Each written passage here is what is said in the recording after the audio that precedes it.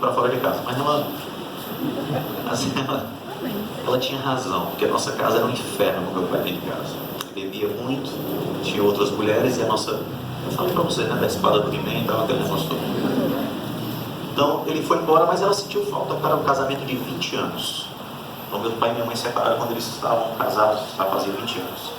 E eu deitei com ela, fiquei ali. Então toda noite eu passei para a cama dela.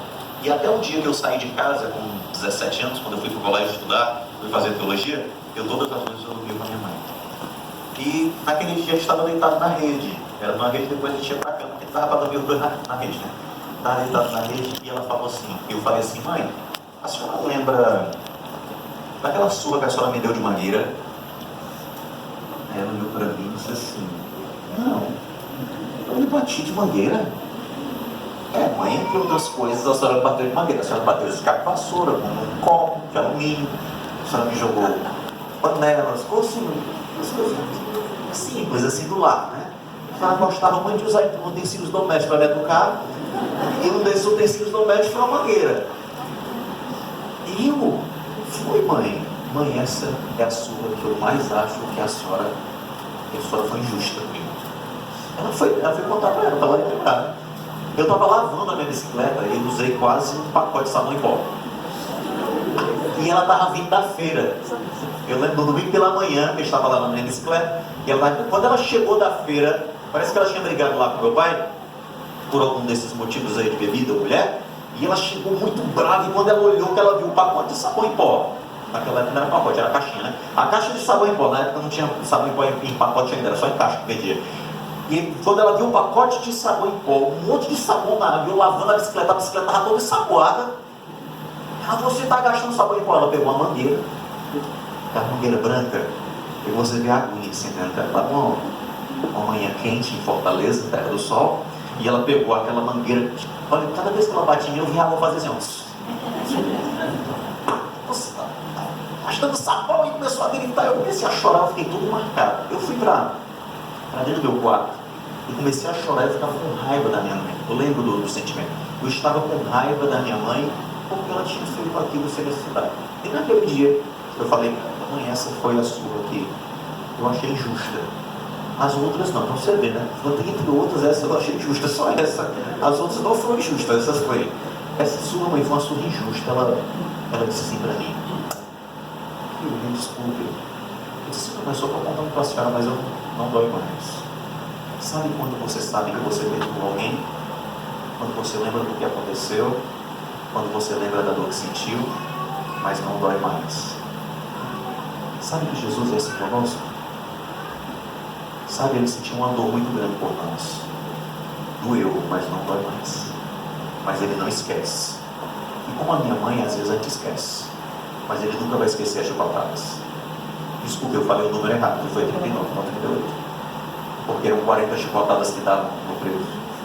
Mas se o Carrasco errasse, desse 41, ele ia para o lugar do preso. Então, como o Carrasco não queria errar, geralmente eles davam 39 chicotadas. Talvez você não lembre das chicotadas, mas Jesus lembra, porque doeu nele. A minha mãe não lembrava da mangueira, ele doeu nela. Nós éramos o Carrasco, nós que aplicamos as chicotadas. Você pode dizer, não tem nada a ver com isso. Não foi eu que dei as chicotadas, não, mas ele tomou por causa de mim e você aqui. Então ele sabe por que amanhã. E ele nunca vai esquecer. E eu diria para você que essa noite nunca esqueça que ele levou as chicotadas por você e por mim. Mas eu queria ler Lucas capítulo 23, versículo 39 a 43. Lucas capítulo 23, versículo 39 a 43 diz assim, um dos malfeitores crucificado blasfemava contra ele dizendo, não és tu o Cristo? Salva-te a ti mesmo e a nós também.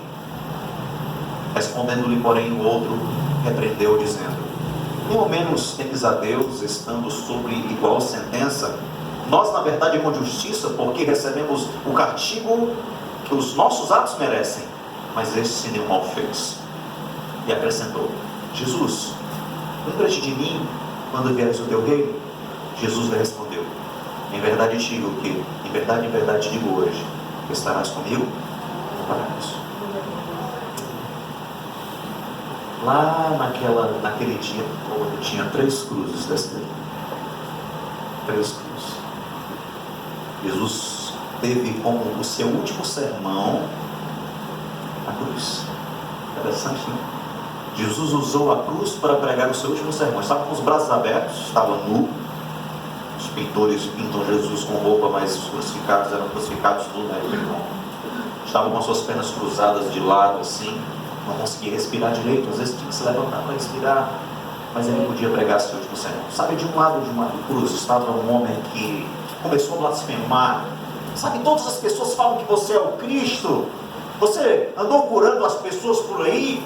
Você ressuscitou pessoas, as pessoas sabem do seu poder. Tire a gente daqui.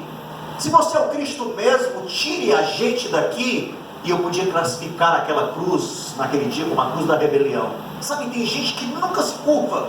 Tem gente que quanto mais sofrimento, quanto mais dor, mais revoltado fica com Deus. Tem gente que não importa se tem bênção ou se tem dor, sempre vai estar revoltado com Deus.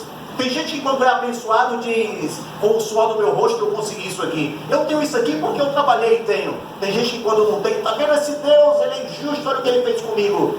Tem gente que quando tem, não sabe agradecer. E tem gente que quando não tem, sabe blasfemar. Esses são os rebeldes. E ali na cruz estavam os rebeldes. E provavelmente aqui, esta noite, eu não quero julgar ninguém, mas aqui talvez tenha alguém rebelde. O rebelde é aquele que não se contenta com nada. O rebelde é aquele que quando tem dinheiro acha que é pouco, quando não tem, reclama porque não tem. Sabe, o rebelde não consegue ver que um dia ele tem teto para morar. O rebelde não consegue ver que tem uma cama para dormir. O rebelde não consegue reconhecer as bênçãos de Deus. O rebelde também não consegue reconhecer que o sofrimento às vezes é a arma de Deus para lhe fazer reconhecer o poder dele sobre a sua vida. Naquele dia, os rebeldes estavam representados pelo ladrão na cruz que disse: não és tu Cristo, salva-te a ti mesmo. Na verdade, o ladrão naquele dia só queria a salvação, ele não queria Jesus. Os rebeldes vêm à igreja porque querem as bênçãos, mas não querem Deus. Os rebeldes vêm à igreja porque o seu casamento está falido. Os rebeldes vêm à igreja porque estão doentes. Os rebeldes vêm à igreja quando tudo está mal, mas eles abandonam a igreja quando tudo está bom. Talvez esta noite você seja desses rebeldes. Mas do outro lado tinha um pecador também. Porque naquele dia, daquelas 3 cruzes, não existiam pecadores, não tinham sangue.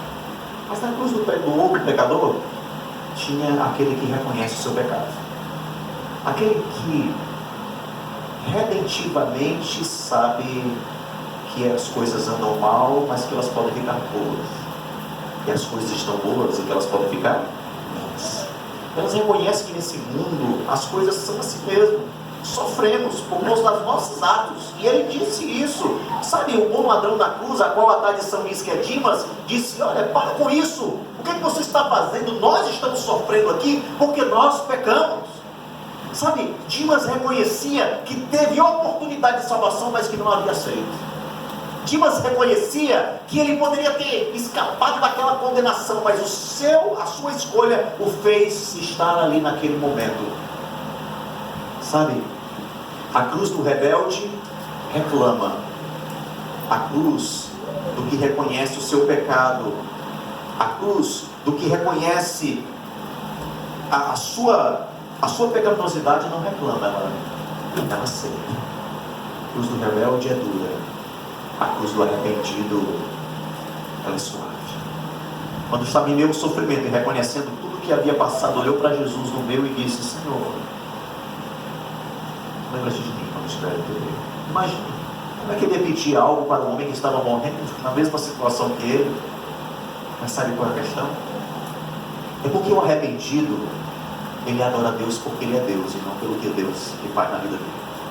O que é rebelde sempre está procurando alguma coisa para que Deus faça por ele. Ah, Deus não fez isso por mim, então ele não é Deus. Deus não me deu isso, então ele não é Deus. Mas a cruz do arrependido não. A cruz do arrependido, ele não importa se Deus está crucificado junto com ele sabe que Deus pode fazer por ele. Senhor, lembra-te de mim quando estiveres no teu reino. A outra cruz, queridos, é a cruz da redenção. É a cruz daquele que olha com amor para o seu último ouvinte naquela cruz e diz: hoje mesmo estarás comigo Digo hoje, estarás comigo no paraíso. A promessa. Não importa se você está ruim ou se você está bem.